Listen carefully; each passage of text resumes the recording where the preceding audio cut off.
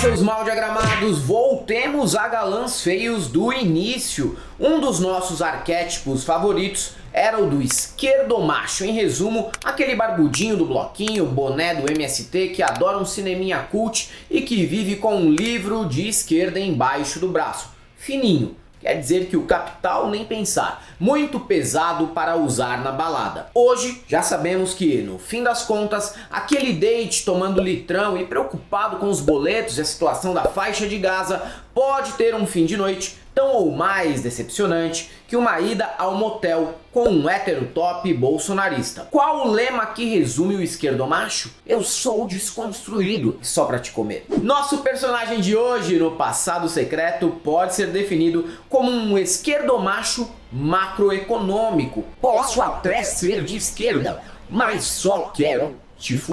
Estou falando aqui de um homem de currículo notável, ministro da Educação e da Fazenda, professor de Ciência Política da USP, bacharel em Direito, mestre em Economia e doutor em Filosofia. Foi prefeito de São Paulo entre 2013 e 2016. Não é pouca coisa. Doutor em Filosofia com a tese de Marx a Habermas, o materialismo histórico e seu paradigma adequado, tendo Paulo Arantes como orientador. Foi subsecretário de Finanças da Prefeitura de São Paulo na gestão da prefeita Marta. Foi assessor especial de planejamento no primeiro ano do governo Lula. Em 2004 assumiu a Secretaria Executiva do Ministério da Educação, do qual passou a ser o ministro. Entre 2005 e 2012, foi agraciado com 6 títulos de doutor honoris causa. Haddad é autor de 6 livros, sendo o mais recente publicado em 2022. Sabe a tabela FIPE?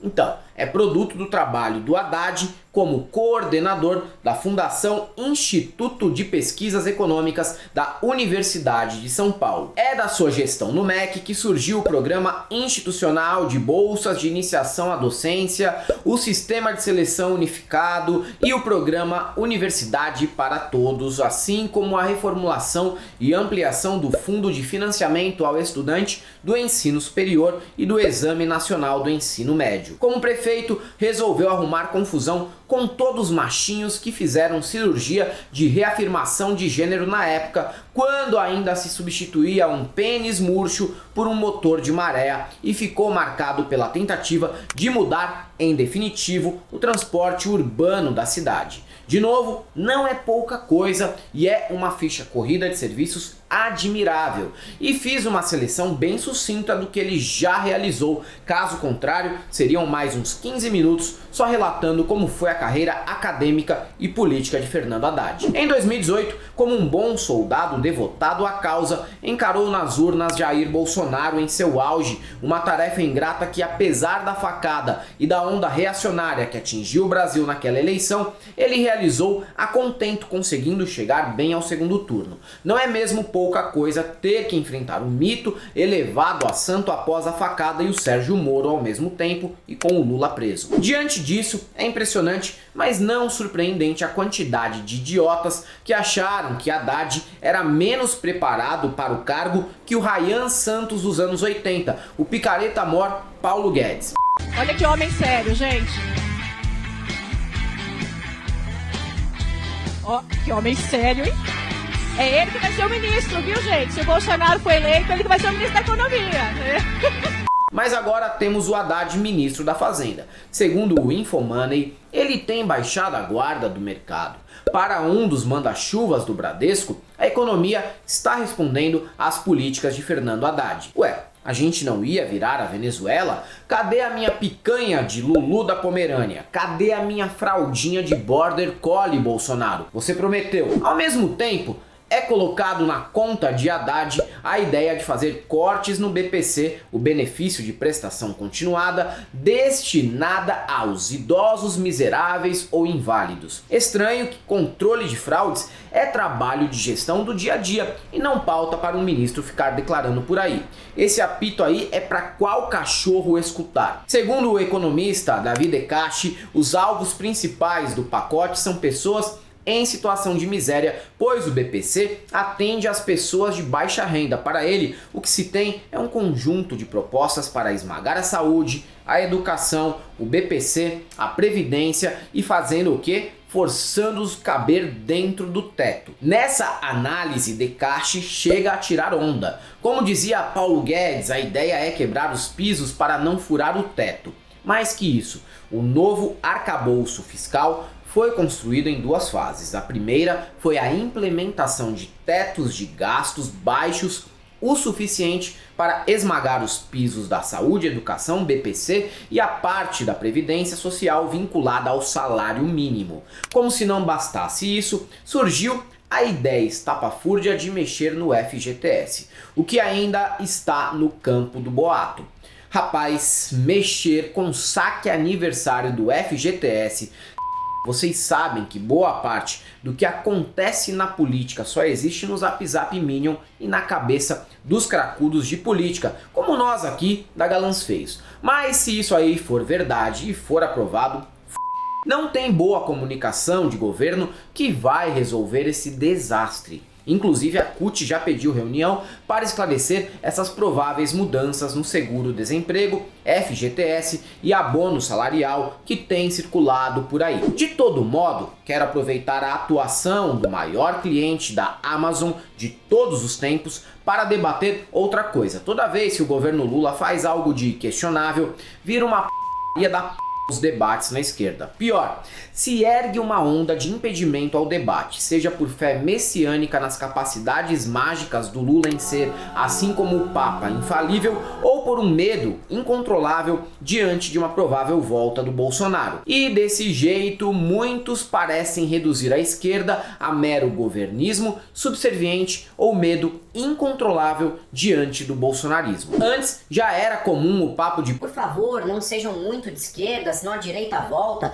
Cuidado, não critiquem a ideologia dos crentes, senão eles que não vão votar na esquerda, vão votar na direita. Agora chegamos numa atitude covarde de exigência de passividade total diante do governo. Tem sido comum a cartada do temos que ser pragmáticos, senão o Bolsonaro retorna, uma forma de blindagem retórica que praticamente dá uma carta branca para um governo de esquerda poder fazer até aquilo que a direita não fez, como no caso do FGTS. Normalmente chega num tom de, olha, só os adultos chegaram na sala e parem com essa rebeldia juvenil. Como é isso? Só existe a aceitação passiva de tudo que o governo faz ou, caso contrário, só existe a alternativa de revolução armada. Um governo de esquerda no Brasil só pode ser esse garçom submisso aos ditames do Centrão se não tem impeachment e o Bolsonaro volta? Retórica muito parecida com o que Yanis Varoufakis descreve no livro Adultos na Sala, integrante do Syriza, partido de esquerda que levou às eleições gregas em 2015, Varoufakis descreve em detalhes as reuniões, conversas e tretas com a elite econômica da Europa, gente como George Soros e a presidente do FMI, Christine Lagarde. O foco de Varoufakis é que a ajuda à Grécia pelos países da zona do euro tinha como objetivo apenas salvar bancos privados. 3% dos mais de 300 milhões de euros destinados à Grécia foi de fato para as mãos do Estado, mas o resto foi usado para pagar compromissos do país com bancos privados. A austeridade é esse cinismo mesmo, do tipo, olha só, somos os donos da grana, vocês fizeram e somos uns agiotas bem tolerantes com seres irresponsáveis como vocês. Disfarçam como realismo político apenas o esquema de estupro financeiro de nações e agiotagem internacional. Esse argumento dos adultos na sala funciona em dois níveis. O primeiro é criar a seguinte sinuca de bico. Ou aceitamos tudo o que o iluminado governo Lula 3 faz, ou o que vocês propõem? Revolução armada? Esse tom de desprezo estilo Dona Máxima embala apenas uma fobia patológica diante do Jair e do povo brasileiro. No fim das contas, é isso aí. Um espantalho retórico paralisante que só serve para despolitizar em definitivo a esquerda. Além do mais, eu não tenho como saber se você quer, se você não falar. Mas a senhora vai me dar? Primeiro você tem que falar se você quer. Mas primeiro a senhora diz que você vai me dar, né? Mas como eu vou saber se você quer se você não falar? Você quer um bolinho? Quero. Vai comprar. Enquanto isso, a máquina do Centrão, na base das eleições para prefeituras e vereadores, meteu quente na compra de votos, meu amigo. Sério que é esse o status quo que vocês, com medo do Jair ou por subserviência ao governo, querem defender? Cara, criticar isso e a letargia do governo não é ser revolucionário, é ser razoável.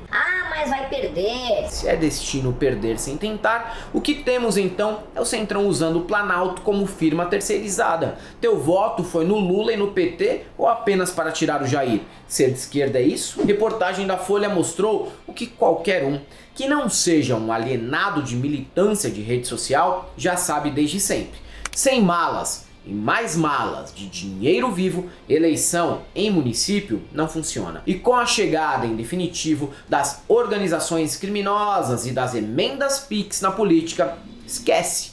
O esquema de pirâmide da democracia brasileira começa aí, com a base construída com prefeitos e vereadores regados por obrinhas, emendas de deputados federais, provincianos e igreja. E olha que surpresa, agora também o PCC. Pragmatismo atualmente é ser conivente com isso. Máquina partidária e dinheiro pingando é a única ideologia que se esconde por trás de pragmatismo realista e bolsonarofobia. Segundo a matéria da Folha supracitada, tem o seguinte: indicativos dessas ilegalidades que aparecem em registros da Polícia Federal e do TSE foram abordados em discursos na Câmara e no Senado e tem como pano de fundo as bilionárias verbas públicas envolvidas tanto nas campanhas 6,2 bilhões como nas emendas parlamentares que abastecem estados e municípios mais de 50 bilhões só em 2024. Isso no chão de barro dos municípios, muitos deles que não passam de distritos e vilas